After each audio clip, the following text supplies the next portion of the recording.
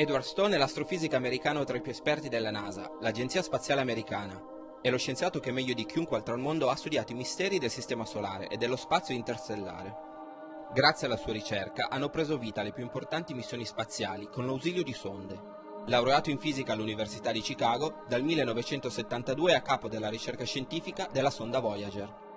Quando è nata la passione per questo campo e quando è entrato alla NASA? Ha un ricordo particolare? I was very fortunate to have been a graduate student at the time the space age began in 1957 and launched my first experiment in space in 1961 on an Earth-orbiting spacecraft called Discoverer. So in 1972, when they were beginning to build the Voyager project, they asked me if I would devote part of my time to being the chief scientist for this mission. So that started in 1972, and of course we launched the two spacecraft in 1977 and their journey began. Che tipo di ricerca è stata fatta per la realizzazione delle due sonde? What was really new and was really developed during the time we built the spacecraft, the 5 years between when we started and when they were launched, was bringing together the state-of-the-art of technology at that time. The first set of computers that could be flown in space, new kinds of gyroscopes that could be used to control the spacecraft, a new X-band telemetry system to be able to communicate back to Earth.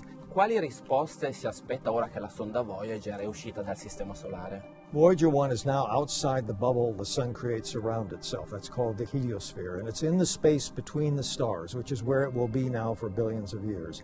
We're observing the magnetic field of the galaxy directly for the first time, and there are cosmic rays out there, some of which we can record at Earth, but many of which cannot get inside the bubble. Qual è stato il momento più importante e più difficile che ha affrontato nella sua carriera? If I had to pick one, I would say the discovery of active volcanoes on the Moon Isle was really so unexpected, and it really set the tone for the rest of the mission. The hardest time was after the Saturn flyby, where Voyager 2, the spacecraft that was going to go on to Uranus and then Neptune, the scan platform, which pointed the instruments, jammed and would not move.